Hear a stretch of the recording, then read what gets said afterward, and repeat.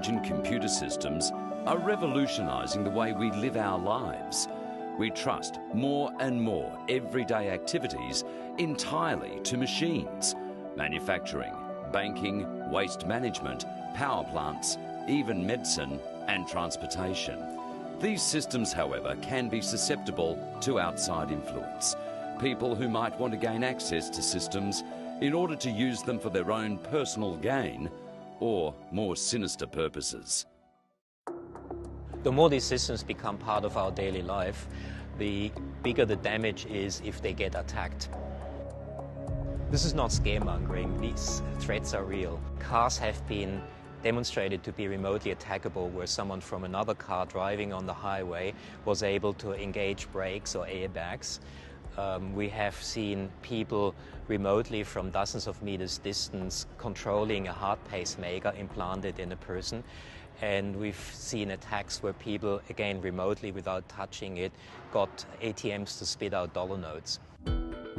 The trustworthy systems team from NICTA is making sure that these machines remain operational by developing software for security from the ground up, such that it is not only resistant to hacking attempts, but can also identify possible attacks and react to them.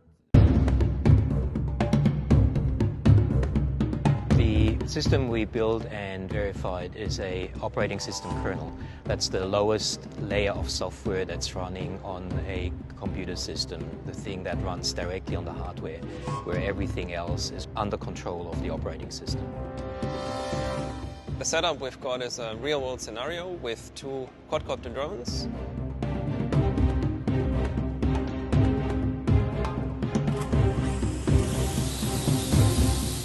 Here we have the same drone, but running our software, NICTA's real-time operating system. The 2 drones can be flown from a remote control, but can also receive commands from a ground station, represented here by the laptops on the table. What we're demonstrating here is that if one of the ground stations is malicious and sends a command to the drone to stop the flight software, the commercially available drone will accept the command, kill the flight control software, and just drop from the sky and crash on the ground.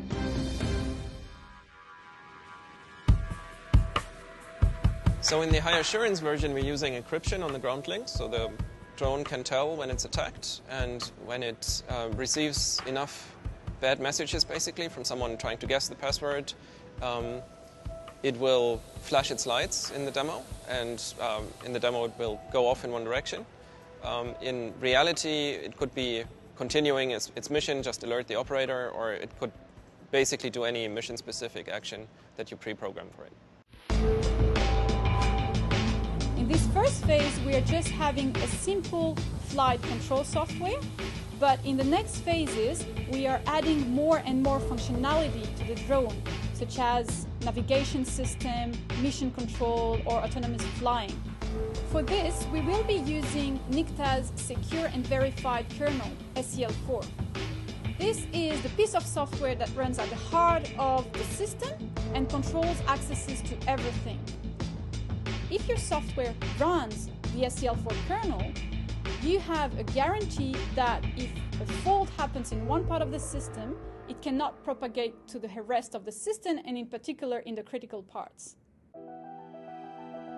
At NICTA, we provide a formal mathematical proof that this kernel, SEL4, is correct and guarantees isolation between components. The proof is going to be released together with the code so that everybody can go and check for themselves that the code has the properties that they need.